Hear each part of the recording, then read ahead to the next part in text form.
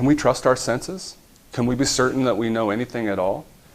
In the following video, we're going to explore modern philosophy and see how modern thinkers turned our attention inward and began to really focus our attention, our philosophical attention, on what we can know and what really ultimately exists. And that brings us to the modern era. We'll say it begins roughly 1400, some point in the early Renaissance period, and then we'll say a nice like kind of line to draw in terms of when the modern era ends and the contemporary era begins is, let's say, 1900. And we'll say more about why this new contemporary era later. But let's go back to the modern era. Why this modern era? I have to be very careful how I portray this, because it can be easy to kind of come away saying like, oh, it's science versus religion. But that's not really, I don't think, accurate. And if, in fact, ostensibly at least, so on the face of things, almost all these modern thinkers were very religious. Of course, you had to be very careful still, up until the very end of the modern era, what you said, right? Or you could be put to death. So what did they really think? You know, that's always kind of a question in the background, right? What did these people really think versus what did they say, right? But at least ostensibly, almost all of these modern thinkers are definitely believers in God, right? So it would be, I think, misguided to suggest that the debate was between, or the issue was like one of science versus religion. But, okay, and why am I cautioning against that? Well, because you did have, I would say the best way to think of it is a newfound appreciation for knowledge, or what's known as epistemology in philosophy, right? Knowledge-based questions, and what can we be confident about? What even counts as knowledge? To know something, what does that even look like? How do we even know when we know something, right? You do have a greater appreciation for those sorts of issues and questions. A greater concern for like replicating what we're said to know, right? And so maybe some appeals to like what we would call the scientific method, right? You saw these things emerging during this time period. Okay, so in terms of philosophy subjects, we would say M&E, or metaphysics and epistemology, really come to the forefront. These are really drawing the attention of a lot of the philosophers during the modern era.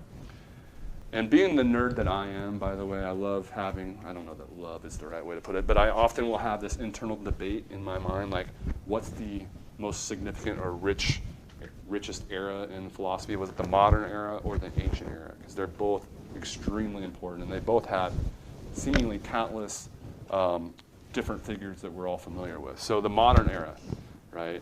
A whole host of philosophers, and some of whom you've probably heard of. I don't even have some of these guys up on the overhead, right? So like Thomas Hobbes, John Locke, those are two that I would put in the modern era that aren't listed. Ayn Rand, towards the end of the 19th century, maybe she might be better construed as a contemporary thinker, but the point is there's a lot of very well-known names that belong to the modern era. Descartes, we're going to get to know Descartes pretty well. He's going to have us questioning everything around us, right, pretty early on in the course. So stay tuned for Descartes. You might have heard of Descartes, right? He's the one that famously suggests, I think, therefore I am. We'll see what he means by that towards the end of the first section. Yeah, so I'm glad you mentioned, did I mention this? Did I not make this point about Pythagoras? I thought so, right? No, I didn't. It was a 9:30 class that I mentioned. Yeah, so for whatever reason, there does seem to be this strong correlation, and I'm glad you mentioned this, between philosopher and doing philosophy and math, for whatever reason. This is actually true of myself. I was pretty good at math, and so when it was time to go to undergrad, it was like my big debate was between philosophy and engineering / math, which way to go. And so, yeah, you're absolutely right. Descartes is almost as famous as being a mathematician, and for good reason. He was a very good mathematician. Leibniz is another one. Pythagoras, which did I not mention Pythagoras on that previous screen? Whoops, he's on there, right? Yeah, he's on there. I guess I just didn't mention him. But yeah, Pythagoras, right? Another great example of a philosopher who most of us don't think of Pythagoras anymore as really being a philosopher. We know him as being a mathematician, right? The Pythagorean theorem: a squared plus b squared equals z cubed, or no, c squared. That's right. Okay. But yeah, Descartes. Leibniz is another one that comes to mind. Bertrand Russell, contemporary philosopher. These guys were all really good at math too. So I don't know what that means, what that's all about, but it's definitely something you'll pick up on, is that there seems to be a correlation between philosophy and math aptitude. Anyway, so Descartes, David Hume, we're going to get to know David Hume. He's probably a lesser known name outside of philosophical circles, but very well known by philosophers and the penultimate skeptic. So we're going to see him in a lot of skeptical contexts throughout the semester. Immanuel Kant, I definitely want to flag his name.